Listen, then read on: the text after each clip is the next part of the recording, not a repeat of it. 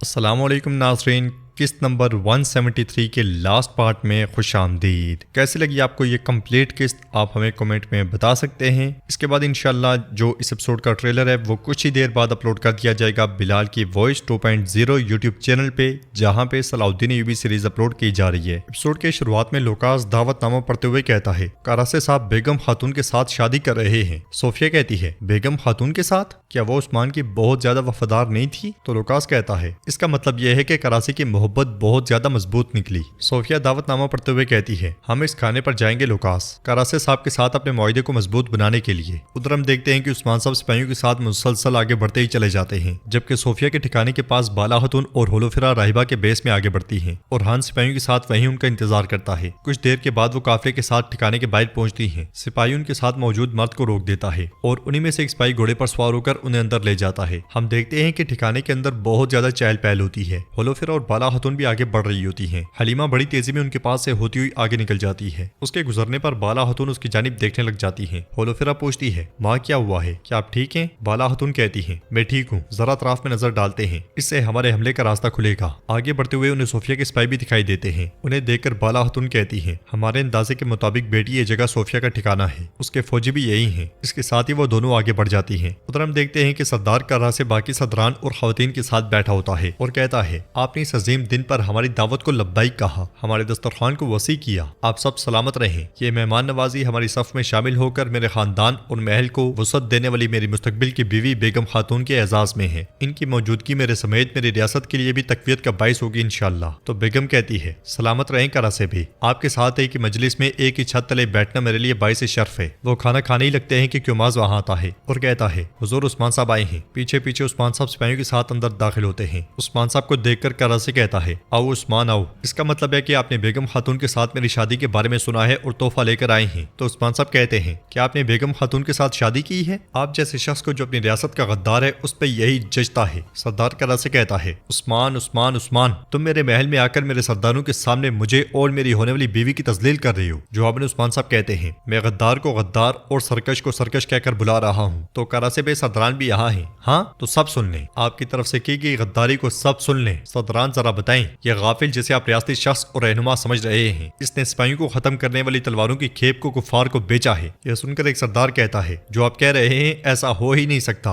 उस्मान साहब कहते हैं, यह हुआ है, जिस गाफिल के पीछे आप चल रहे हैं उसके लिए बर्बादी हो। करासे गुस्से से कहता है, उस्मान बहुत हुआ। तो उस्मान साहब कहते हैं, नहीं नहीं करासे साहब, जरा रुकें तो। बुरान ये संदूक करासे साहब के पास ले जाओ। बुरान संदूक सामने रखने लगता है तो उस्मान साहब कहते हैं, नहीं नहीं आगे नहीं, बिल्कुल पास रखो। यह सुनकर बुरान उसके बिल्कुल पास संदूक रख देता है। करासे जैसे ही संदूक खोलता है तो उसमें गेंजर का सर पड़ा होता है। ये देखकर सरदार करा से कहता है, ये कैसी बदतमीजी है उस्मान? तो उस्मान साहब कहते हैं, ये है आंख के बदले आंख और दांत के बदले दांत। तुमने हमारे दरमियान एक गद्दार को शामिल किया, अब ये ले लो उसका सर। हुक्म मेरा है, तुम गद्दार हो और जो तुम्हारे साथ हैं उनसे मैं जंग के मैदान में मिलूंगा। करा से खड़े होकर कहता है, क्या तुमने सोचा कि इस तरह यहाँ आकर जिंदा निकल सकते हो? ये कहते साथ ही सरदार करा से खंजर उस्मान साहब की जानिब फेंक देता है। उस्मान साहब तो उसके वार से बच जाते हैं, मगर उनका फेंका हुआ खंजर सरदार करा से के सीने में जा लगता है। वो क्योमास की बाजू में गिरते हुए कहता है, इनमें से किसी को जिंदा मत छोड़ना। मगर उसके सिपाहियों को उस्मान साहब के साथ ही जकड़ लेते हैं। बेगम खातून उस्मान साहब के मंसूबे के मुताबिक तलवार लेकर आगे बढ़ती है। उसे देखकर उस्मान साहब कहते हैं, तो तुम तलवार निकाल रही हो? हाँ आओ और देखो। बेगम कहती है, अब तुम्हारा किया दर्रा बढ़ गया है उस्मान। ये कहते साथ ही वो उस्मान साहब पर हमला करती है, मगर उस्मान साहब एकदम से तलवार लेकर उसके गर्दन पर तान लेते हैं। यह मंजर देखकर सरदार करा से सिपाहियों से कहता है, रुको रुको रुको।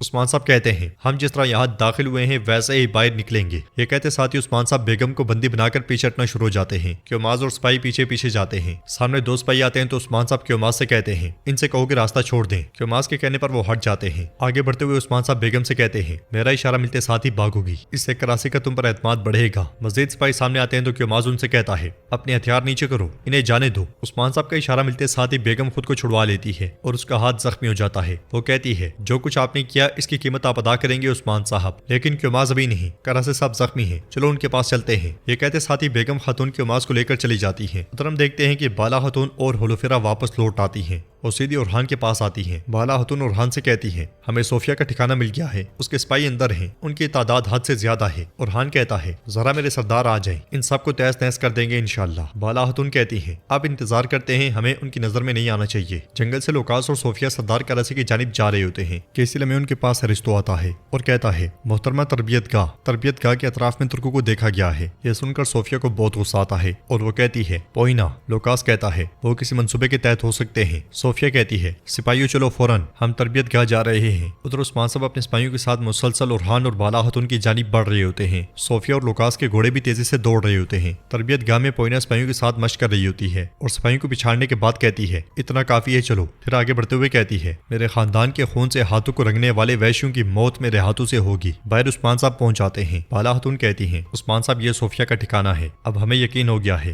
اورحان کہتا ہے اس کے سارے آدمی اندر ہیں حضور، مگر اندر بہت سی عورتیں اور راہب بھی موجود ہیں، وہ بد نسل خود کو ان کے پیچھے چھپا رہے ہیں۔ عثمان صاحب کہتے ہیں ہم اس تربیت گاہ میں داخل ہو کر صوفیہ کے تمام آدمیوں کو قتل کر دیں گے، لیکن ہولوفیرا بیٹی تم راہبوں اور عورتوں کو محفوظ جگہ لے جاؤ گی۔ بران اور جیرکتائی تربیت گاہ کے چاروں طرف گھات لگائے بیٹھے ہوں گے، اس طرح حملہ ہونے پر صوفیہ کسی بھی صورت میں اطلاع نہیں پا سکے گی۔ ہم حملہ کریں گے، جہاں تک صوفیہ کا تعلق ہے وہ ہر چیز سے باخبر اس جگہ آئے گی جہاں ہم موجود ہوں گے۔ علاؤالدین پوچھتا ہے حضور کیا ہم اس کا انتظار کریں گے؟ عثمان صاحب کہتے ہیں بالکل ایسا ہی ہے، ہم اسے اس کے اپنے ٹھکانے میں گھیریں گے۔ بالا شاباش دروازے پر جاؤ اور وہاں کی حفاظت کو یقینی بناؤ۔ یہ سنتے ساتھ ہی بالا خاتون ہولوفیرا کے ساتھ آگے بڑھتی ہیں۔ پیچھے سے لوکاس اور صوفیہ خفیہ راستے تک پہنچ جاتے ہیں۔ وہ جلدی جلدی جاڑیاں ہٹاتے ہیں۔ دروازے کو پکڑتے ہوئے صوفیہ چلا کر کہتی ہے کھولو دروازہ، کھولو جلدی کھولو۔ ان کے سب کچھ سمجھنے سے پہلے پوئنا کو باہر نکالنا ہوگا۔ اسے اس طرح چلاتا ہوا دیکھ کر لوکاس کہتا ہے صوفیہ ہم پہنچ جائیں گے۔ سپاہی وہاں آتے ہیں اور دروازہ کھول دیتے ہیں۔ صوفیہ لوکاس کے ساتھ تیزی سے اندر داخل ہو جاتی ہے۔ ادھر بالا خاتون ہولوفیرا کے ساتھ اندر داخل ہوتے ساتھ ہی بازنطینی سپاہیوں پہ ٹوٹ پڑتی ہیں۔ عثمان صاحب بھی ان کے پیچھے پیچھے اندر گھس آتے ہیں اور وہ سب بازنطینیوں پر قہر ڈال دیتے ہیں۔ ادھر صوفیہ تیزی سے بھاگ رہی ہوتی ہے اور کہتی ہے پوئنا بھی ایک سرکش بن چکی ہے، وہ عثمان کے ہاتھوں میں آ گئی تو سب کچھ ختم ہو جائے گا۔ گھوڑے سے اترنے کے بعد عثمان صاحب بالا خاتون اور سپاہیوں کے ساتھ آگے بڑھتے ہیں تو صوفیہ کے سپاہی ان پر حملہ کر دیتے ہیں۔ ہولوفیرا خواتین اور راہباؤں کو ایک طرف کرتے ہوئے کہتی ہے اس طرف جاؤ، اس طرف جاؤ، تمہیں کوئی نقصان نہیں پہنچائے گا۔ یہ کہتے ساتھ ہی وہ بھی بازنطینیوں کو کاٹنے شروع کر دیتی ہے۔ بلندی پر حلیمہ تیر اور کمان اٹھائی کھڑی ہوتی ہے۔ وہ غصے میں عثمان صاحب اور بالا خاتون کو دیکھتی ہے۔ وہ دونوں بازنطینیوں کی لاش پہ لاش گرا رہے ہوتے ہیں۔ اورحان اور علاؤالدین کو لڑتا ہوا دیکھ کر حلیمہ غصے میں انہیں پکارتی ہے اور مزید کہتی ہے یہ ان کے 2 بچے ہیں، یہ دن انتقام کا دن ہے، میری طرف سے صحیح کی ہر تکلیف کی قیمت چکاؤ گے۔ بالا خاتون جیرکتائی اور عثمان صاحب کا ایک ایک سپاہی بازنطینی سپاہیوں پر قہر ڈال رہا ہوتا ہے۔ بازنطینی جس بھی طرف مڑتے ہیں موت ان کا انتظار کر رہی ہوتی ہے۔ عثمان صاحب کہتے ہیں تلواروں کے ساتھ ٹوٹ پڑو اور شیطان کی فوج کو تہس نہس کر دو۔ حلیمہ ان پر تیر تان لیتی ہے اور عثمان صاحب اپنے آگے پیچھے دائیں بائیں موجود سب بازنطینی سپاہیوں کو پچھاڑ دیتے ہیں اور حلیمہ کہتی ہے میرے خاندان کے لیے مرو گے عثمان۔ اس لیے صوفیہ اور لوکاس وہاں پہنچتے ہیں۔ صوفیہ چلاتے ہوئے کہتی ہے عثمان میں یہاں ہوں۔ لوکاس عثمان صاحب کی جانب بڑھتے ہوئے کہتا ہے تم نے جس تربیت گاہ کو اپنے پیروں سے گندا کیا ہے اسے تمہارے خون سے صاف کروں گا عثمان۔ تو عثمان صاحب کہتے ہیں شیطان تمہاری گندگی صرف جہنم میں ہی صاف ہو سکے گی۔ یہ سنتے ساتھ ہی لوکاس ان پہ حملہ کر دیتا ہے۔ بالا خاتون صوفیہ سے کہتی ہیں تم نے جو کہا مجھے دریافت کرنے دو۔ تو صوفیہ کہتی ہے یعنی کہ تم بولی نہیں ہو، میں تمہیں ایک بار نہیں بلکہ 1000 بار ماروں گی بالا۔ بالا خاتون کہتی ہیں تو اب بولو ورنہ تم مر جاؤ گی۔ ان دونوں کے درمیان بھی لڑائی شروع ہو جاتی ہے۔ عثمان صاحب لوکاس کو تھپڑ مار کر پیچھے دھکیل دیتے ہیں تو لوکاس کہتا ہے